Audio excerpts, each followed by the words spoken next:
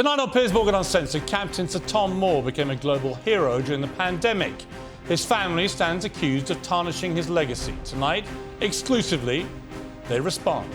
We should have done it in a different way. When I first walk in, the first thing I see is a luxurious bar pool. That's got nothing to do with Captain Tom. It was never intended to be the Captain Tom Foundation building or anything like that. Articulate how it's been for you. Utterly devastating. And how much were you paid? I was paid £18,000 for that. The only question is whether you should have pocketed the cash.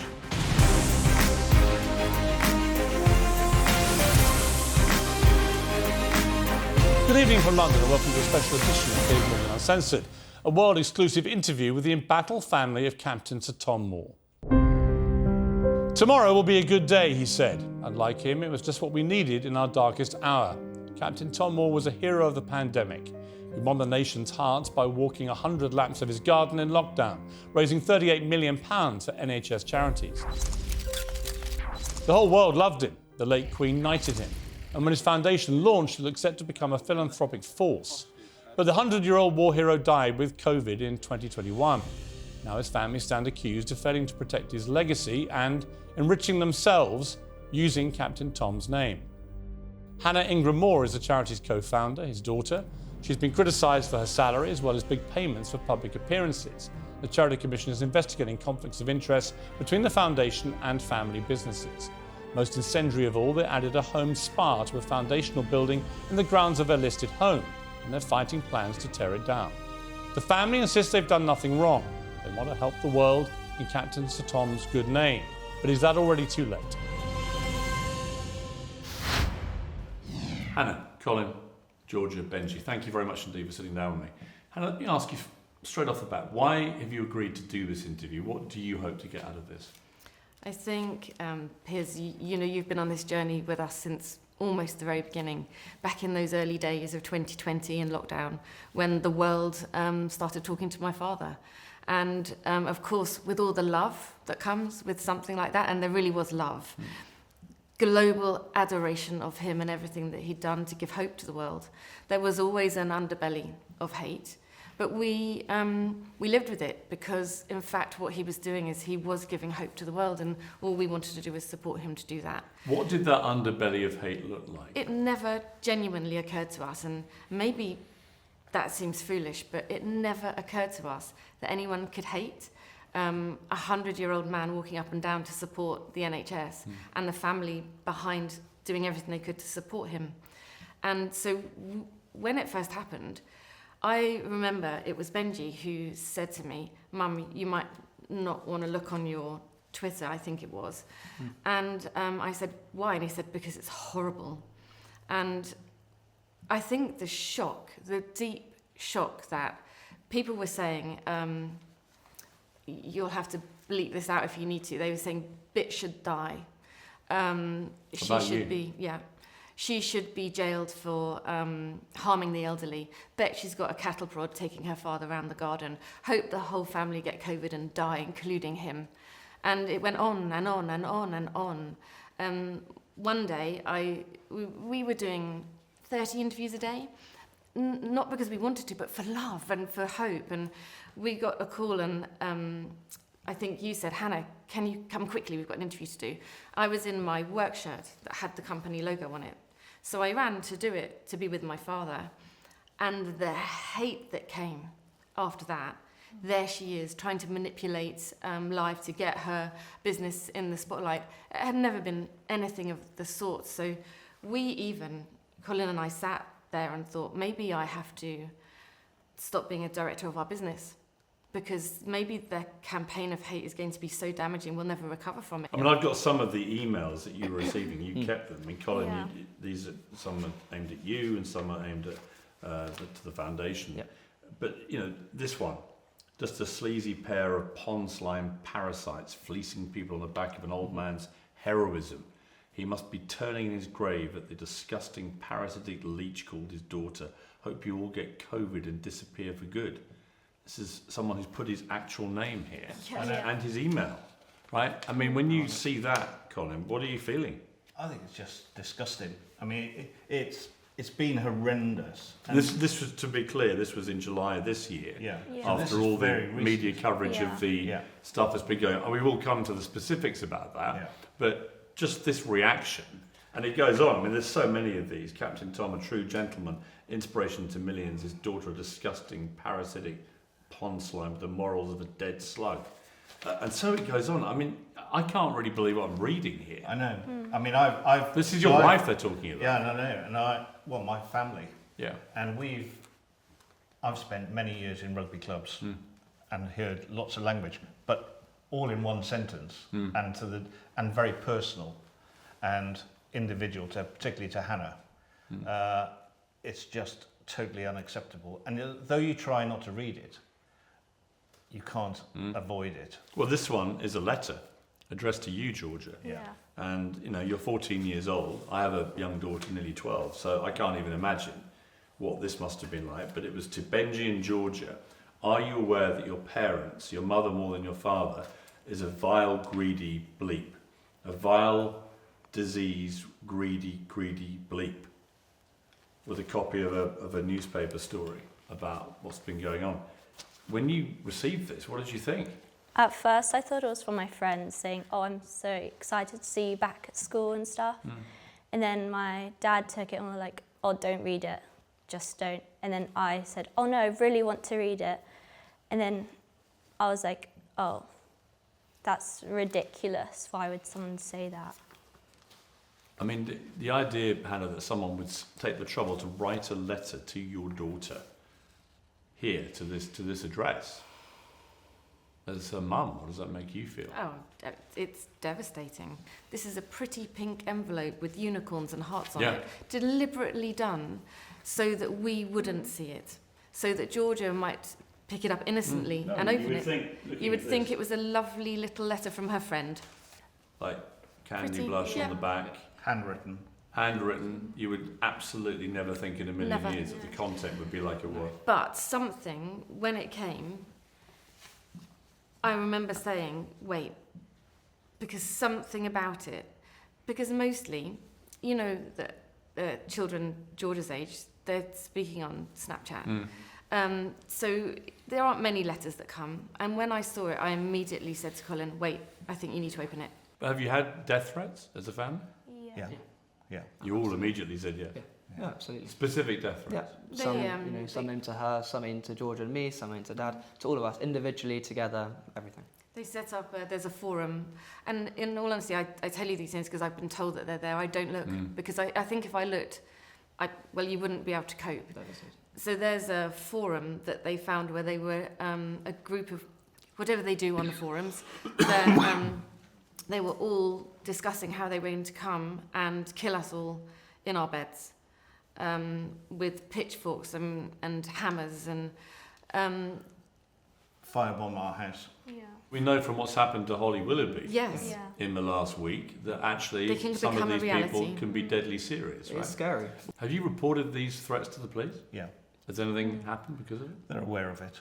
And under the Harassment Act, we've got a log which has got it all identified. So if it becomes persistent, they can then follow that up.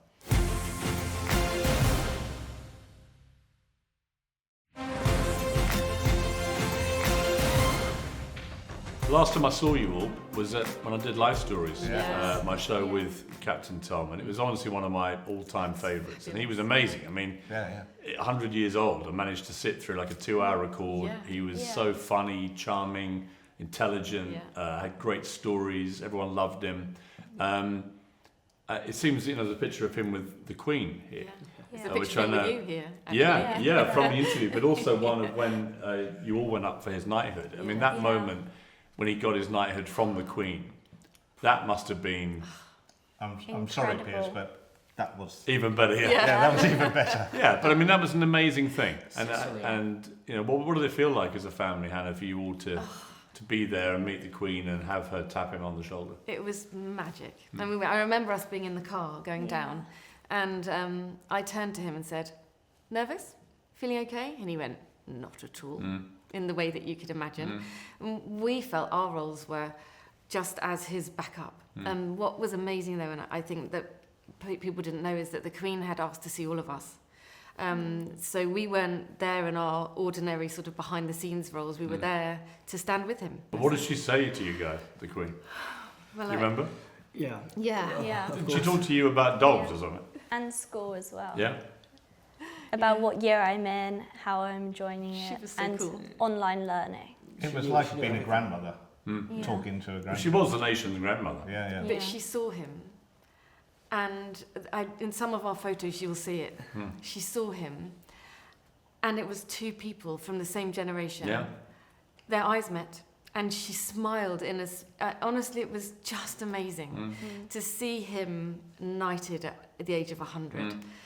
And it was, I think if he died the next day, he'd have been happy. It meant everything to him. What's incredible is that all happened because just outside here, the famous walk, because he'd been unwell, he'd had a bad fall, he'd broken some ribs and hurt his lung and so on, and he decided to try and get a bit fitter and was going to walk 100 laps, and you were going to give him £1 a lap, I think, right? Yeah. And you just told the local paper, because he was also about to turn 100, he thought it was a nice story in the pandemic, and then suddenly it gets picked up by the local media. Then the national media, I remember I was on Good Morning Britain and we interviewed you guys, and then I was on the first week, and then suddenly this thing explodes. What is it like for you guys sitting here as a regular family? You'd lived with your grandfather for 13 years here, leading a perfectly normal, under the radar life, and suddenly you've got the entire world willing on your grandfather with this walk. I think it's incredibly difficult to put it into words because genuinely it was the first weekend of lockdown. This was something as part of his rehabilitation program that, you know, being the Yorkshireman himself always wanted to do. And he was really ill to a point we generally thought we would lose him only a year prior. And he had that grit, he had that determination as a Yorkshireman to go and do this. It was the first weekend of lockdown. Everyone was a bit stuffed on what they were going to do. And as much as he gave hope to us when he started that walk, he evidently gave it to the nation. But as we crept up the interviews every day, 30 interviews a day, raising £3 million a day, it just becomes utterly surreal. And Georgia, I mean, this is your granddad, right? And suddenly the whole world knows who your granddad is. That's weird. It is quite weird. Even some of my teachers were like, oh, wait, isn't that your granddad? I'm like, yeah, it is. That's so cool. And You must have been incredibly proud of him. I was really proud of him because he achieved so much in a little amount of time. Before he died, you took him to Barbados, and it got a bit of criticism, Hannah, this, that because he died 2 months later. It turned out he'd had pneumonia, I think, on the trip to Barbados, and then he got COVID, and the pneumonia probably reduced his ability to fight the COVID, and it very sadly killed him. He was over 100, so this was not an unexpected shock, as the thing, for the family that he would at some stage pass. But the criticism that came your way, that you should never have taken him to Barbados, that was a contributing factor to his death. What do you feel about that? It was his dream. Barbados, if you go back in time, he was interviewed, I can't remember which newspaper said, "What's on your bucket list, Captain Tom?" And he wanted to go back to India. He wanted to jump out of an aeroplane attached to somebody and a parachute. And he wanted to go and watch the cricket in Barbados. And Barbados Tourist Board and their Prime Minister were quick off the mark. And this was back in very early.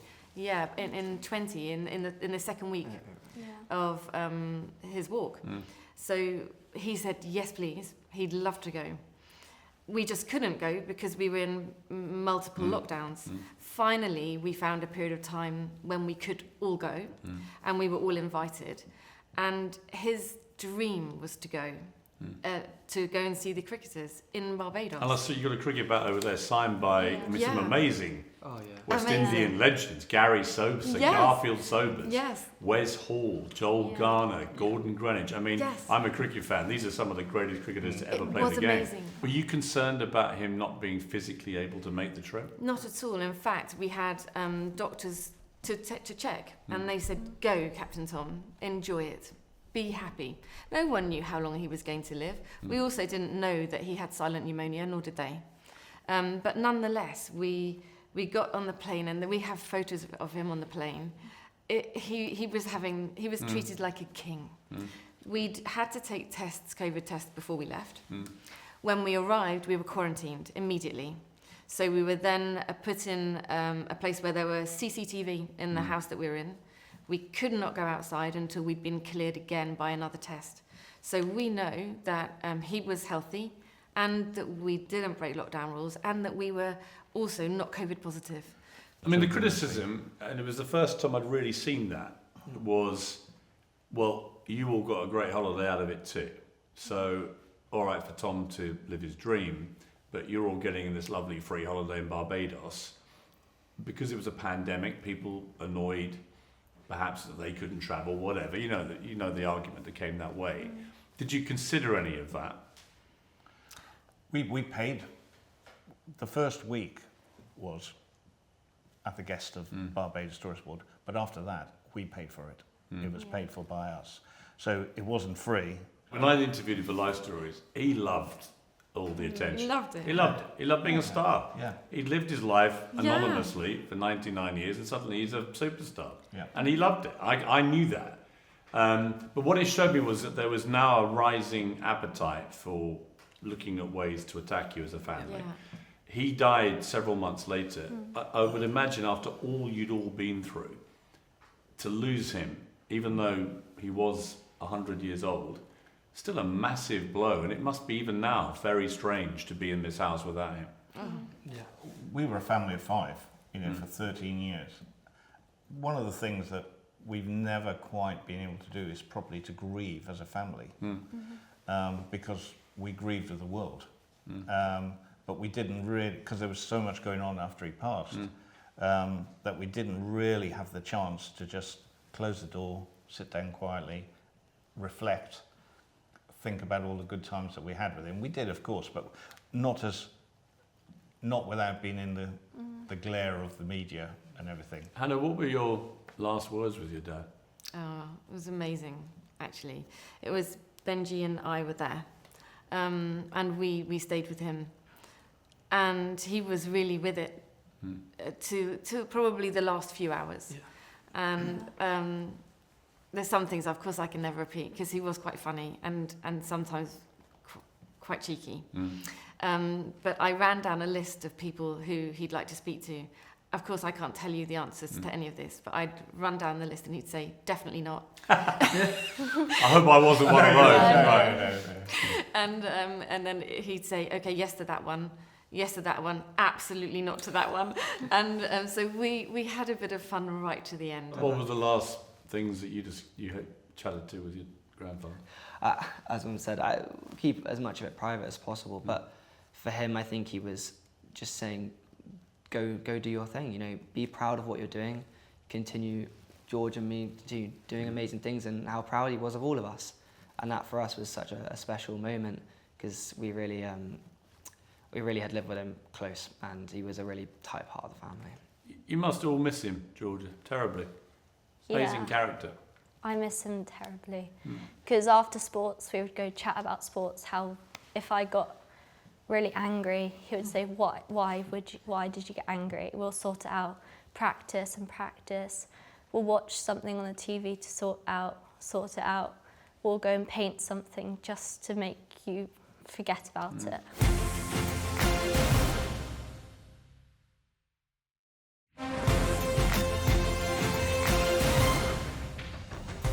Welcome back to Uncensored and my exclusive interview with the family of Captain Sir Tom Moore.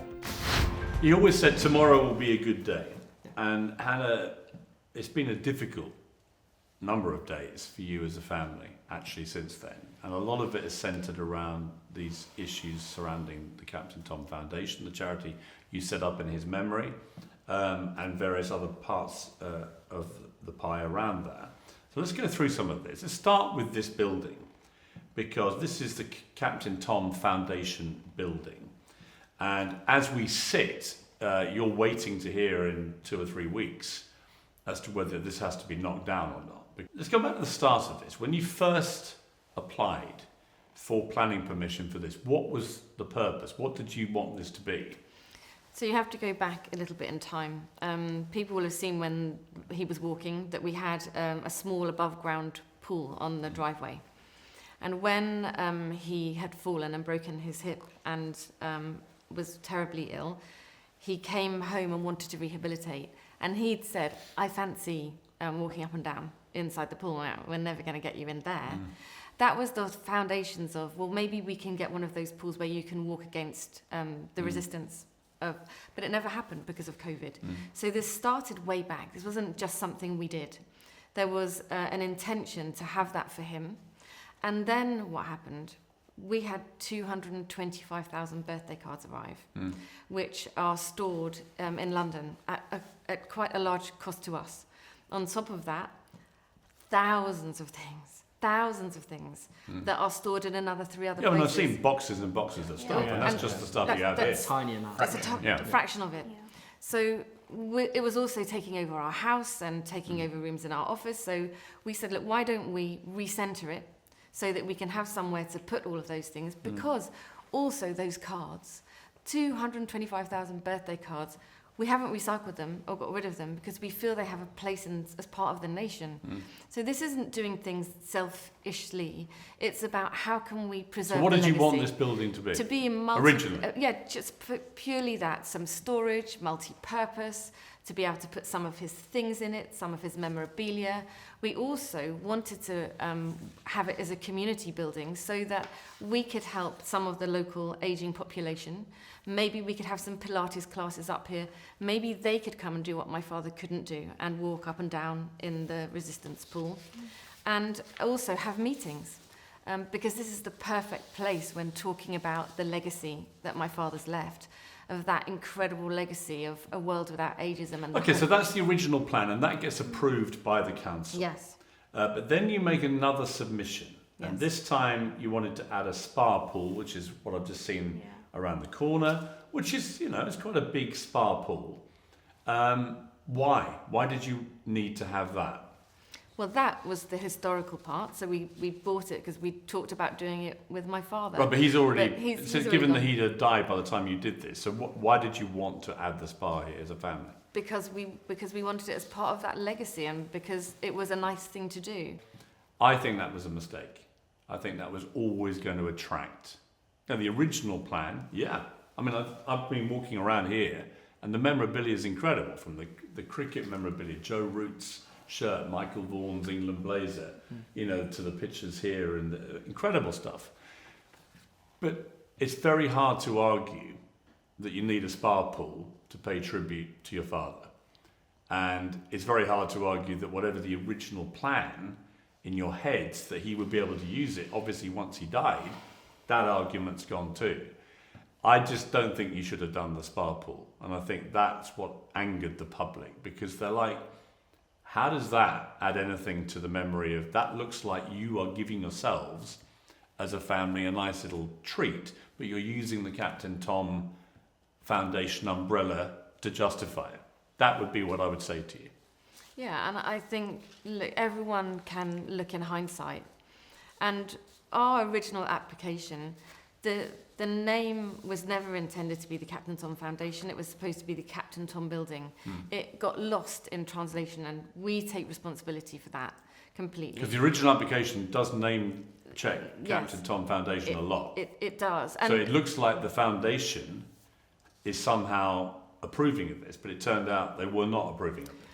No, and this building was not to do with the charity. It was where we could use it for charitable So do you work. accept that you should have at the very least told the foundation and sought their approval for it, if you were going to use the name of the foundation for the application?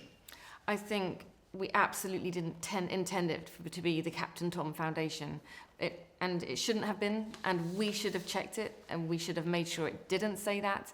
So we completely accept responsibility for it, because the purpose of the building is multi-purpose for office use, for meetings. And when you look at the part where we've covered that pool, we could have left it uncovered. We could. And hindsight says that we probably should have.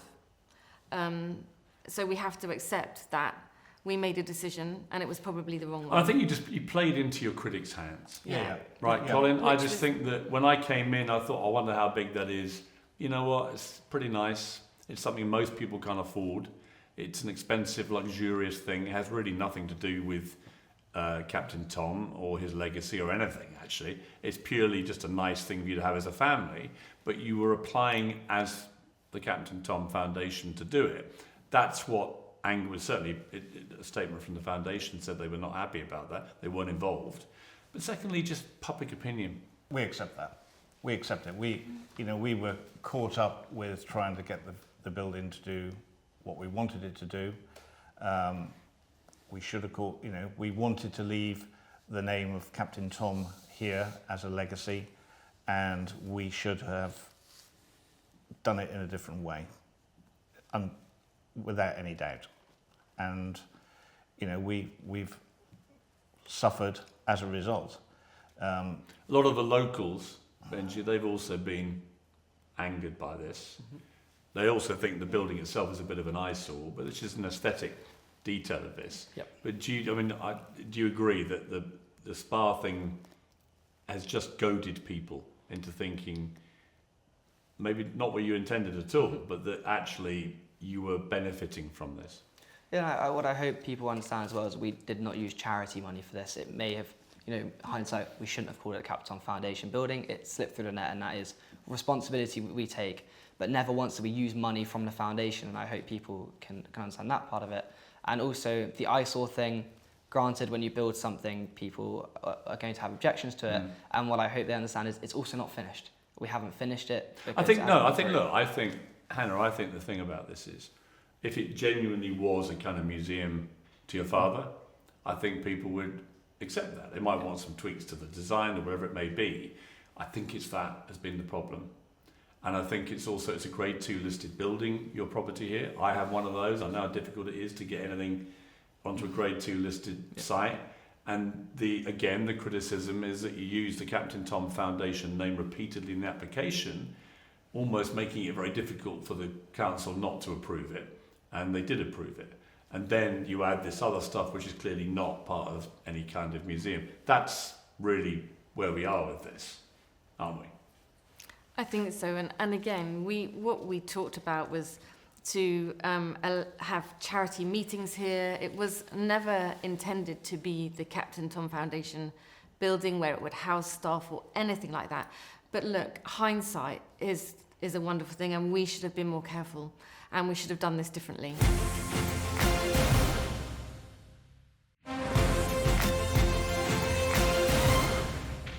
Have you offered to get rid of the spa pool? We're in the process of appeal, so we are going through the process. But do you not think it might be, Colin, just good optics to say, regardless of whatever the council say, that was a bad idea, we're going to get rid of it? At the moment, where we're at is, if we lose the appeal, the whole building has to get demolished. Right. And obviously any compromise in between that, we'll have to have a look at. But that is the position, and that would be a great shame. One neighbour told the Daily Mail, I knew Captain Tom quite well, he would have hated what's gone on here. What do you feel when you hear that? He would. We thought we had really good relationships with the neighbours. It's been unfortunate that they've taken a stance.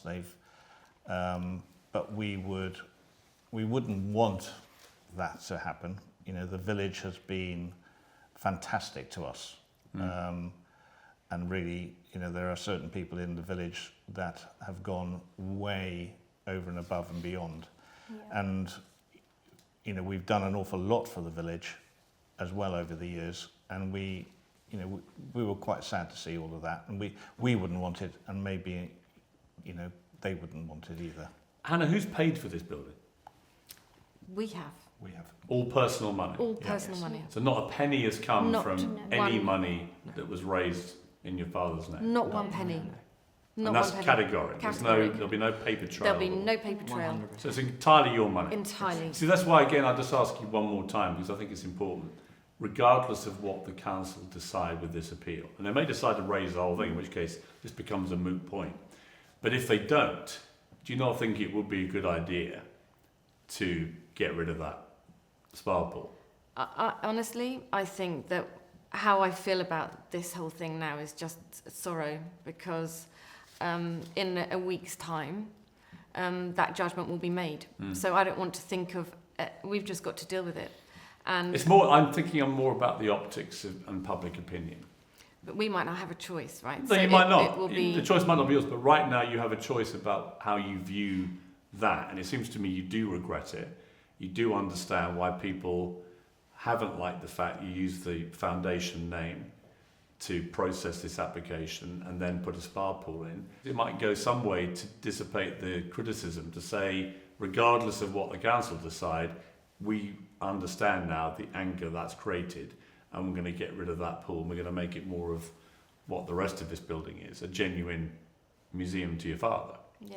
I think if it goes against us, then we've got to look at the whole building and see You know what I mean, Colin, how right? we could redesign it, because obviously the facilities are out there. But why don't you just say, Colin, we're going to get rid of the pool? Well, we have to see what happens, but at No, the you moment, don't. the only You option, don't know. It's your pool. yeah, You could be ordered to raise it all, yeah, which might happen. which is the only. But right now, for the purposes of this interview, given that you accept it was a mistake, I would offer you the chance to say, regardless, we're going to get rid of it. So we'll have to, honestly, Piers, we will have to look at how we can redesign the building and the roof structure to. Why are you change reluctant that. to say you'll get rid of it? Well, because we haven't looked at that as an option. Because at the moment it's a black and white situation of either or, and we haven't looked at it. In order to redesign it, we'll have to look at how we. I would redesign say, it. look, if I'm watching this, and I'm like, come on, you know everybody hates that pool. You know why they hate it. You know, really, you shouldn't have done it the way you did it. You know, you shouldn't have used the foundation's name to do this. Just, we understand that, and we're going to get rid of it. Because we believe this should be a legacy to your father, and we know that that is what's caused a lot of anger. And if we had options, that would definitely be one of them. Well, that is always an option. You can just get rid of it. No, it's not. Why? Because when we go to appeal, it's keep it or tear it all down. Right. There isn't a middle. But even if you get allowed to keep it, I would say get rid of it. Well, if we are allowed to keep it, we will talk about what we're allowed to do. But and you want to keep it? may- In light of all the... It may be absolutely one of the conditions. No, I understand to do it. that. But I'm not talking about what the council decide. I'm talking about, do you actually want to keep it now? Given all the aggravation it's caused, and given, to me, it's pretty indefensible, given what your plan was for this building, that's really the point I'm making. Should you not just say, we get it, it's wrong, we didn't think this through properly, and we're going to get rid of it? You have a chance now before anybody else makes that decision for you, if you want to do that. I think we would sit down and decide what we want to do. The actual pool itself, the thing that has made people angry, and the reason, and we know we did this wrong, is we covered it. We built over it. And the compromise solution, of course, is to have it just in situ outside without being covered. Well, look, to be clear, the charity's trustees said at no time were the Captain Tom Foundation's independent trustees aware of planning permissions made by Mr. and Mrs. Ingram-Moore purporting to be in the foundation's name. Had they been aware of any applications, the independent trustees would not have authorised them. So it's not quite as straightforward as that. They wouldn't have authorised them if they'd known. And you were using the foundation name for the planning permission application. And that's why I simply come back to, when I walked around here, I feel my heart swell about this amazing guy, and I love what you've begun to do here as a tribute to him, and I could imagine people wanting to come and see it. But when I first walk in, the first thing I see is a luxurious spa pool. That's got nothing to do with Captain Tom at all. And yet you use the Captain Tom Foundation name to get it. And that's why I'm surprised that, given I've asked this a few times now, you don't just say, actually, we get it, that's going to go, regardless of whatever the council says. So I'll give you one last chance. Then I will move on. But I think it's important. I think, though, that I can't possibly answer that before we, as a family, would sit down and discuss it. What do you think, George? As my mum said earlier, my granddad really wanted us to walk in the pool. Sure, but he can't. but other people can. Yeah. And that's the whole part of this application is that the community piece.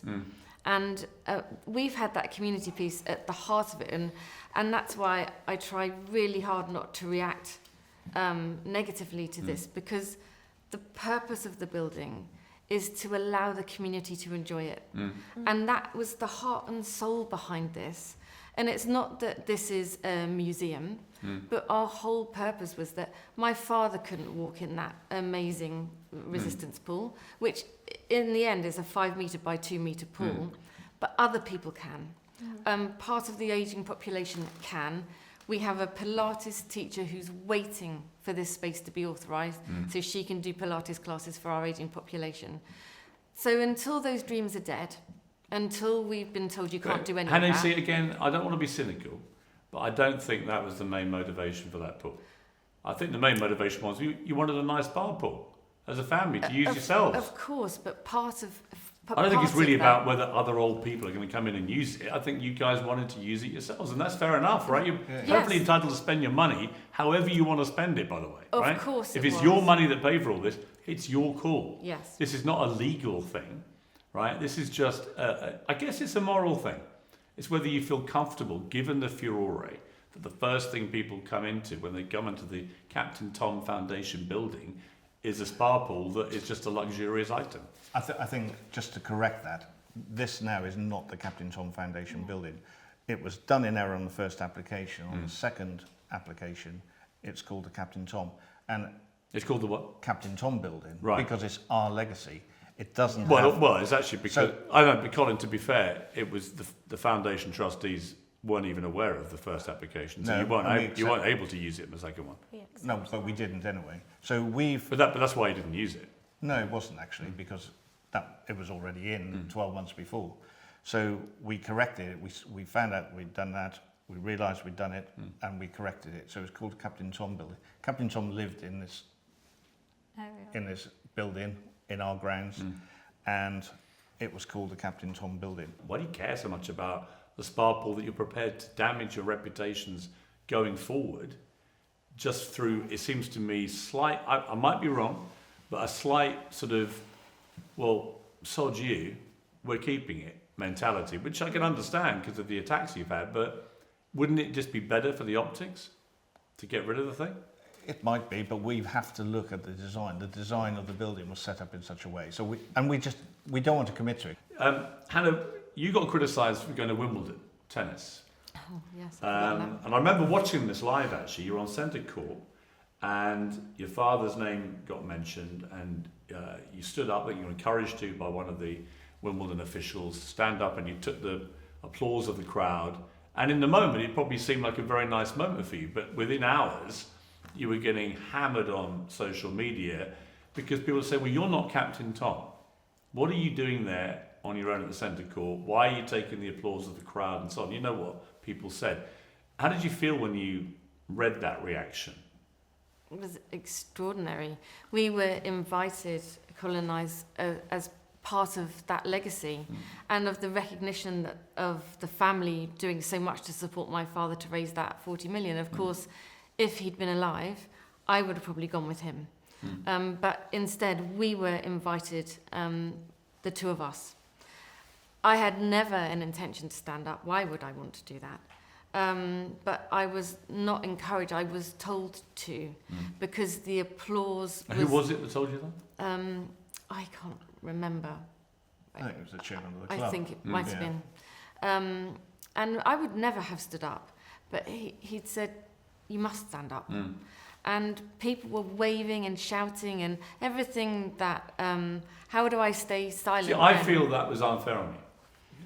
All right? I felt that was unfair. Yeah. I think the spa pool criticism is justified. I think that, to me, felt unfair. You're representing your dad. You've been right centre stage with him the whole time.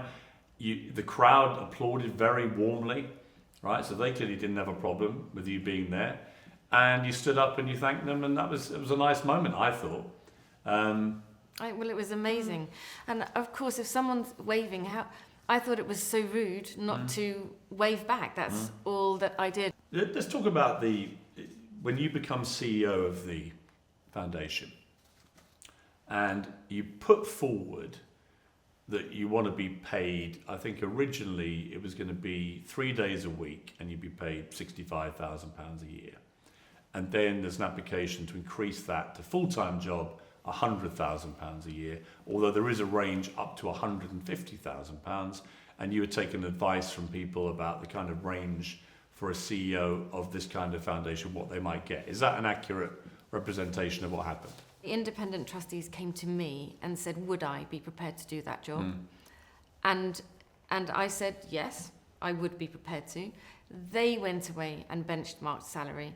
I didn't ask for anything. Did you feel any qualms about taking a job which would involve you being paid, effective, I guess, from public donations, because that finances the foundation, right?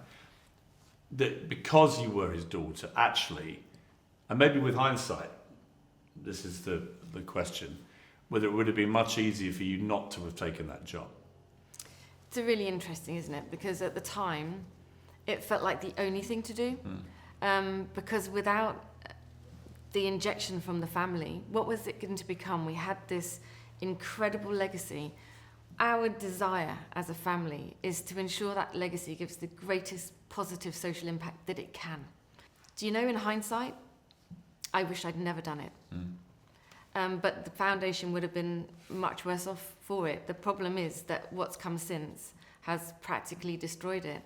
But I think all those things, hindsight is wonderful. We can all look back and think, maybe we should have done things differently. When the Charity Commission refused the foundation to let you be paid a salary of £100,000, saying it was neither reasonable nor justified, that must have been a pretty difficult moment for you. But I wasn't part of that discussion. That was the independent trustees. No, but when you heard they were talking. refusing to let you be paid it, Yes. you must have known this is going to be a story. It's going to make me look bad, right? It's going to look like I'm trying to get 100 grand running my father's foundation, and I've now had that salary rejected for being unreasonable and unjustified. It just doesn't. Forget the fact that I know you, right? When I first saw that, I went, "Ouch, that doesn't look good." Only those discussions, I was never part of that 100 range, whatever it was. I only was offered what I was offered. Right. But you accepted that. But I accepted what I was offered. Yeah. I never ever thought that those discussions would make it into the public arena ever, because they were private discussions. But your salary was always going to be a public record. Yeah, but never any of the And discussions. the argument was that you had no experience that justified that kind of salary, running a huge foundation as chief executive officer. I get the personal part of your thinking, that, well, who else could have done it in your dad's name in the way that you would know, because you knew him so well. I get that. But I think that to expect a salary of £100,000 of public money when you're his daughter, then it looks bad. Yeah. It looks bad. It's like, Only I here's didn't expect Hannah. it. She wants £100,000 a year for a job she's not really qualified to do in terms of experience at all. If you'd had a background of running charities, it's far more justified. But you didn't. And so the public were like, hang on a second, she's getting 100 grand of our money to do this.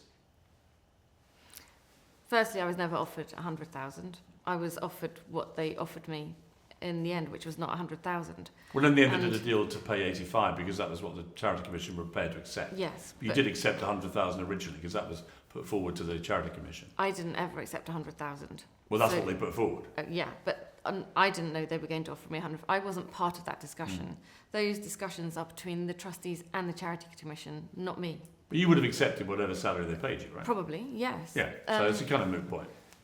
Well, maybe it is. The Charity maybe Commission it said you isn't. can only pay a maximum of 85,000. I think you went on that in a rolling 3-month scenario while you found somebody else. Exactly. I mean, so you said with hindsight you wouldn't have taken that job because it just poured more aggro on your head, right? Yeah, I think in the end I was asked to do a job for all the right reasons, and because I do have knowledge of global business from my past, and you were like a marketing director at Swartz sales Watches, was it? sales and distribution. Yes, Right. for some big brands. Yeah. So I wasn't without knowledge, and I knew, and we believed as a family that I could put the charity on the map. And And you know what? I did do a really good job whilst I was there. I got it to the point that it had purpose and it had vision and it knew where it was going. But in hindsight, no. I should have said no. I'm not doing it. The Commission identified potential concerns about payments of consultancy fees and payments to family companies in your first year of accounts. But they then said they were satisfied these specific payments were reasonable reimbursement for expenses incurred by the companies in the formation of a charity. What raised eyebrows was there a total cost of, I think it was £55,725 to the family via companies or direct payments, including nearly £40,000 to Matrix Group Limited, which is your management company set up, I think, in 2010. I guess it's, again, the optics, right? Given that it's your management company, would it have been better, with hindsight, not to have had any money come from the foundation, public money, to your management company, regardless of how legitimate the expense is? If there had been a mechanism to do that, then yes, it would have been a much more preferable situation, actually, for both sides, because that, it proved difficult for Matrix as well.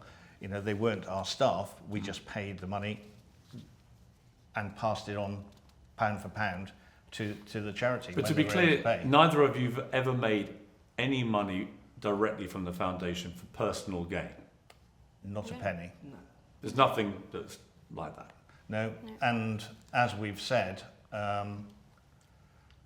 we have never been. So I am a family trustee, and I became a family trustee 12 months after the original charity was set up.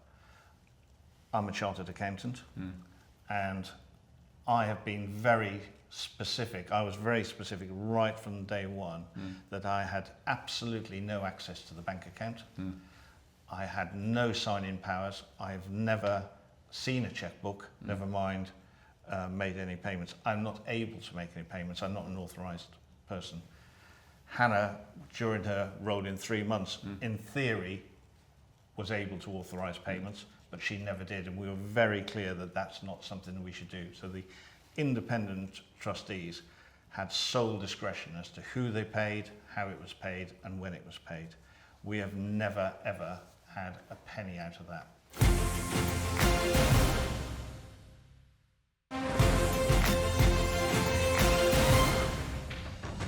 Welcome back to Piers Morgan Uncensored. Shortly before the Captain Tom Foundation was launched, Hannah and Colin set up a private company called Club Nook Limited. That company made applications for trademarks related to Sir Tom's name and his image. Well, the Charity Commission says that could have generated a significant profit for the company, and they're looking into whether that's appropriate. In the next part of my interview, the family reveal exclusively how the company has made its money, and it's a lot of money, and why they believe it's unrelated to the charity's work. Club Nook makes £809,000 in its first year, and after creditors were paid, it was left with just under £500,000. That was from the company accounts. And this company was basically licensing trademark registered names for products including beer, spirits, greeting cards, clothing, calendars, biscuits, and so on. That's potentially. Potentially. So where did that money come from? The money came from exactly that, from products?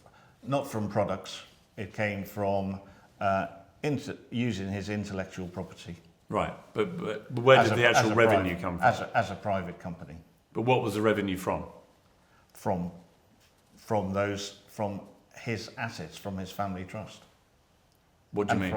And from appearances that he made, and other things where he was occasionally paid for those activities. Right, so Hannah, were you involved in this, in the Club Nook business? So, because you were asked by the Times where the money had come from and you didn't answer. Just to clarify, where that income, that 800,000, what, can you be more specific? It's not something that we want to talk about because it's, at the end of the day, it's our private It's a lot of money, income. though. It's a lot of money, but we also have several businesses. And I think that we shouldn't... But this one was set up specifically to trademark your father's name. Yeah, on and other business opportunities. Right. And But where has that money gone? But those are not all entirely related to Captain Tom. There are other businesses that we have. Right, but you know, the reason I'm asking is obvious, is that people will think that you've used your father's name in Club Nook Limited to trademark products and you've kept the money. Is that true? No. I'm presuming all the revenue that came into that has come from trademark products. That was why they set up. Not all, some. Some of it has. What percentage? Well, I don't know. I couldn't say. I mean, you are the two, aren't you the two directors? The majority of it. The majority of it. So the majority of the 800,000 has come from selling trademark products. Products associated with his name, yeah. Right. Yeah. Because that's the whole point of the company, right? Yeah. So what's happened to that money? It has been used, some of it was used to look after Tom, looked after security, and trying to look to how we can build that in the future. Right, but you've kept most of it, I guess. Yeah, it's Okay, it's so- private income. Right, so that for me is another problem, another red flag. I've got to be honest, because I guess that was what the actual answer was going to be, and the public are going to think, hang on a second, the family has set up this company called Club Nook Limited to trademark the Captain Tom name to sell products, beers, spirits, greeting cards, and so on, and they've kept the cash. Why are the charities not getting the cash?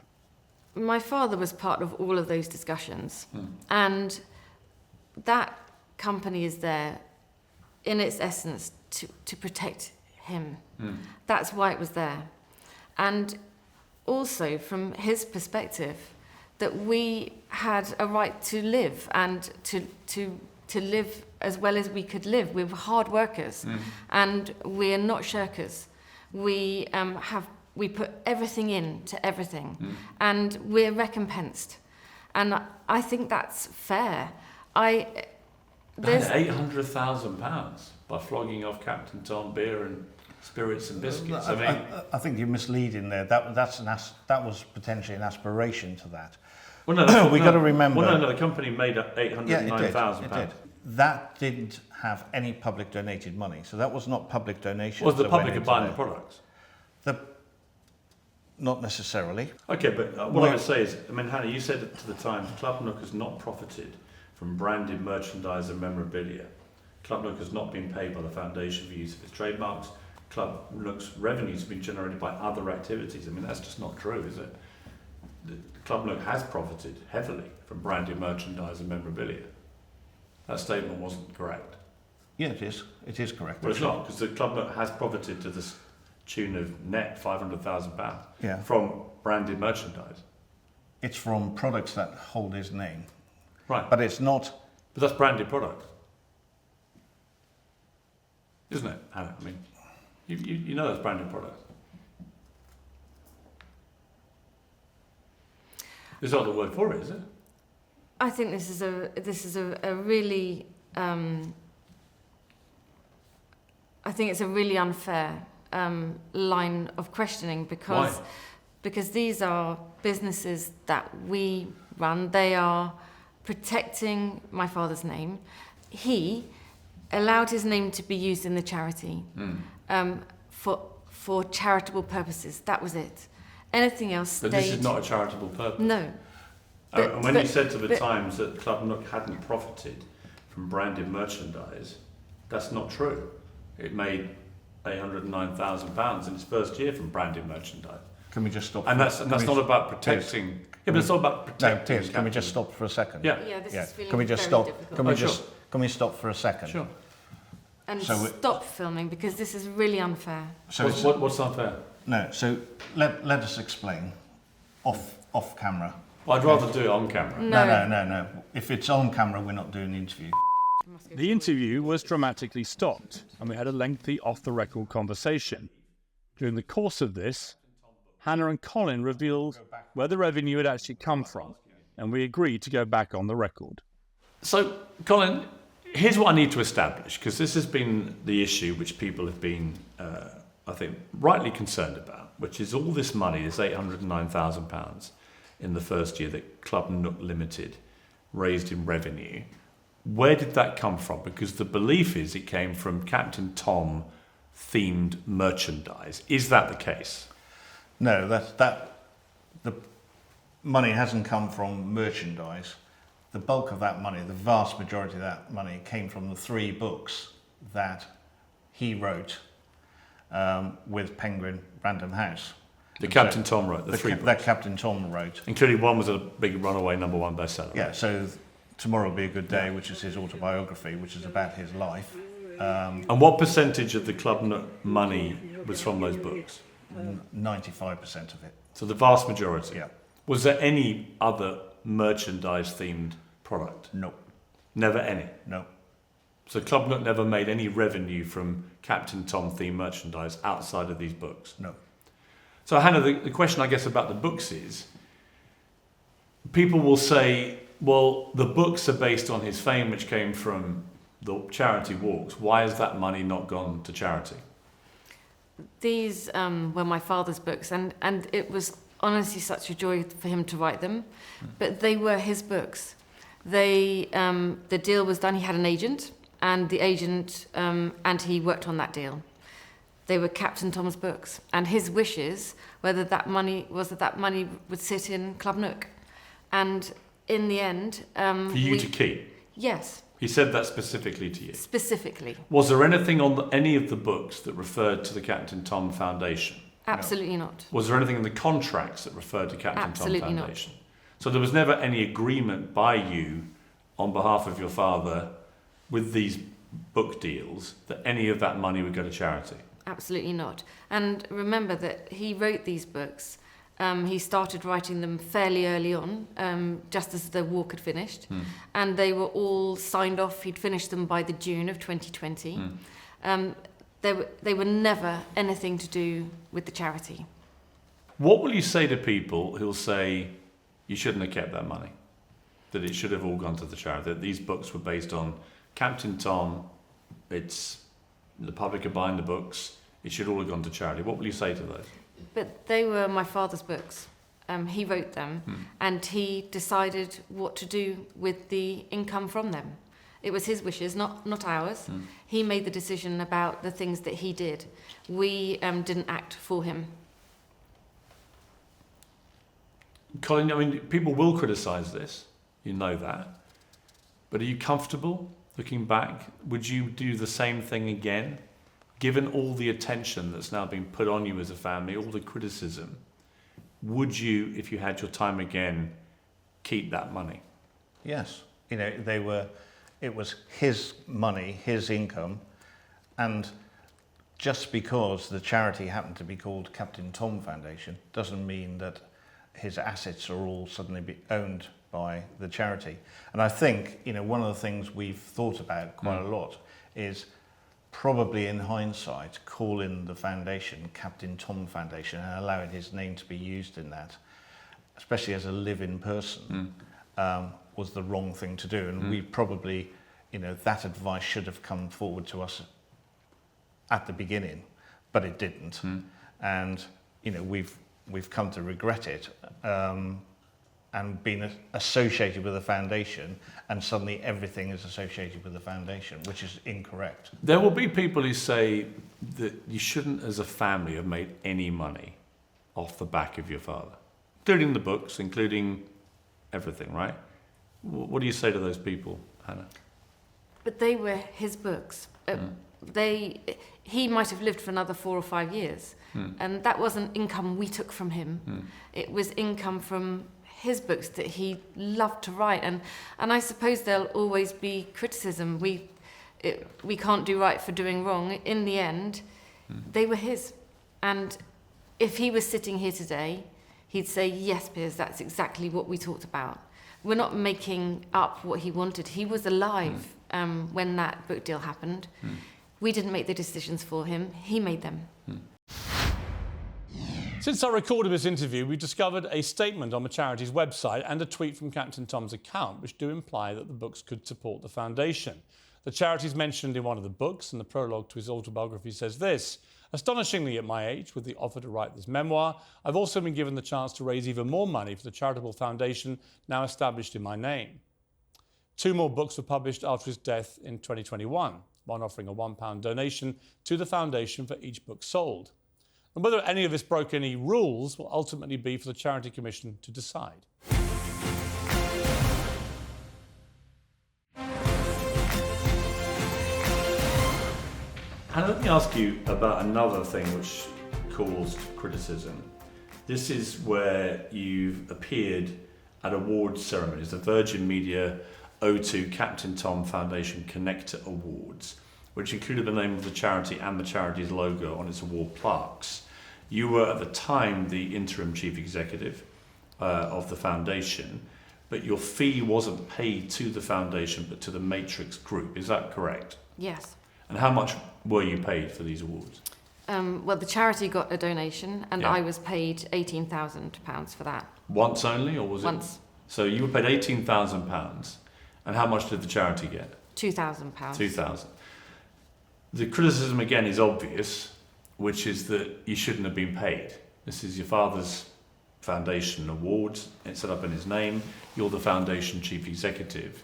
Why are you getting paid £18,000 and keeping £16,000 of it? What do you say to that? Well, that relationship with Virgin Media started way back in 2020, where my father was paid to be a judge, and judges are often paid. Was he paid? Yes. And he kept that money? Yes. And it wasn't award ceremonies, it was a community awards. Right. So the first one, I was doing it with him because of course he couldn't do it by himself. They were about awarding a community awards with Virgin Media. That relationship continued and they asked me to keep working with them. By the time we evolved it, they were now Virgin Media O2. And all of those discussions were happening even before I was imagining being interim CEO. So those plans were already. But do you understand in place. why people... I do. And Do you wish you hadn't taken the money now? I think, in hindsight, what I should have done is stalled that relationship either to afterwards. Or just given the money to the foundation?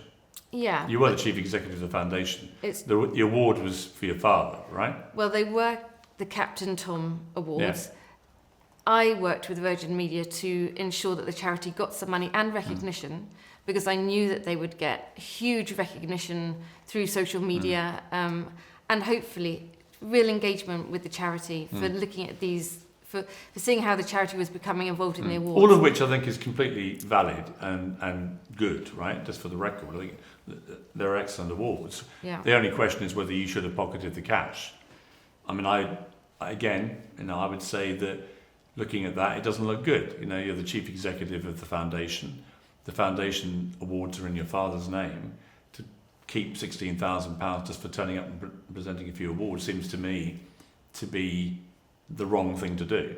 Do you think that? I think that it's all very easy to look back and think I should have made different decisions, but I hadn't planned on being the CEO, and I also only knew that I was only ever there for 3 months at a time. So I didn't know if I would have employment past those 3 months. I get that, yeah. And I'm not in a position where I can not work. So for me, when we were planning all those dates, they may well have fallen in a period of time when I wasn't the CEO. But that's how it landed. And I absolutely ensured that the charity got a donation. Well, once you knew you were CEO, when you turned up at the awards, and you knew you were getting the money, wouldn't the better thing to have been to just give it all to the foundation? I think the better thing to have done would have been to push those awards to outside that period of time, because I was only ever going to be there for 9 months. So I should have just pushed them forward or brought them in advance. But people will hear that and go, so you just wanted the money. Whereas actually, wouldn't it, I mean, I don't want to put words in your mouth, but for you to look back and say, actually, I shouldn't have taken that money, it was wrong. Might be a better answer. I mean, I don't know to tell you how to answer these questions because I'm the one asking them, but it makes it sound like that answer makes it sound like you just wanted the cash. But I think the reality is that I have to work for a living. And that relationship with them was an ongoing relationship. But you were being paid £85,000 a year for that job. Well, to be CEO of the Captain Tom Foundation. Not and to these were be- the Captain Tom Foundation Awards. Well, not to be too pedantic, but I was never going to earn 80 because I could never have been there for a whole year. No, I understand, but that was the pro rata rolling 3-month annual deal, right? And look, absolutely in hindsight, the two things should have been separated. The two things should have been separated, but that's not how it landed. And it was done with love and with trying to ensure that the community benefited and the Captain Tom Foundation benefited, and yes, I got paid. When BBC Newsnight asked you about this, you said via email, "You are awful, it's a total lie." That was your first response. No, You then said that 6 minutes later you added, "Apologies, that reply was for a scammer who's been creating havoc." Which is absolutely true. Which is true. But did you actually give them any clarification about the money? Why were you reluctant to? Because I think that we were being... I probably received, many emails trying to demand information, and we genuinely wanted to make sure that when we do talk, that we talk on our terms and that we're saying it how it is. And I didn't think that was the right place. I can see that this has had a very traumatic effect on you, the whole thing. Yeah, right? the whole thing. And the hatred it's brought, the abuse it's brought you, the questioning of your integrity, the diminishing, as some would say, of the reputation of your father must be particularly terrible, hurtful. I can see the effect it's had on you. And let me just pick up with Hannah on that. Yeah. I mean, articulate how it's been for you. I mean, utterly devastating. To think that we had something that we thought could make a global positive impact, to be devastated overnight. Because of course, when everything's positive and good, everyone wants to associate with you. And then when there's just a flicker of doubt, all the people who were engaging with us left, literally left. It took a little bit longer for things to flick into our business life, but suddenly contracts weren't being renewed. The foundation is probably never able to recover from this. No, the foundation's not able to recover. The trustees don't want to close it. And I come back to what it's done to Hannah in particular. I mean, she has been extremely ill, and From the stress. Extremely ill, and we all have. What's your overriding message to the world? Because the world followed this story. I think that we as a family, all we've ever wanted to do was ensure that my father's legacy has the greatest possible positive impact on society, wherever that is. And we felt that we were really close to being able to do it. And that has been taken away. And yes, of course, we're all judged on hindsight. But what we have to remember is where we were and how we were making decisions was in a different time. We were operating at 1,000 miles an hour. Nothing ever felt that we had any time or calm essence to make decisions. So of course we can look back and say some of those things should have been done differently. But I think give us some credit for being human, and that we weren't an extraordinary family. We're just a family trying to do our best in the circumstances we were plunged into. So of course we can look back and think optically that may not look right, but it was never our intent to do anything other than work with my father's legacy to give as much as we could to the world, and that allows people far beyond my father's lifetime or ours, that allows people to touch this incredible What would legacy. he be thinking now, looking down on what's been happening to you? Well, he would sit here with us and say, I'm with them. We haven't been that family who's tried to take his legacy and make it for our own gain. We're trying our best. We've tried our best to do the right thing, and sometimes it's turned out it wasn't, but not through intent. Benji, how have you felt as your mum's boy? You're 19. It's just utterly devastating, and to see the impact it's had on her. And people can have opinions. That is up to them. But what you cannot stand is threats and abuse that are just vile.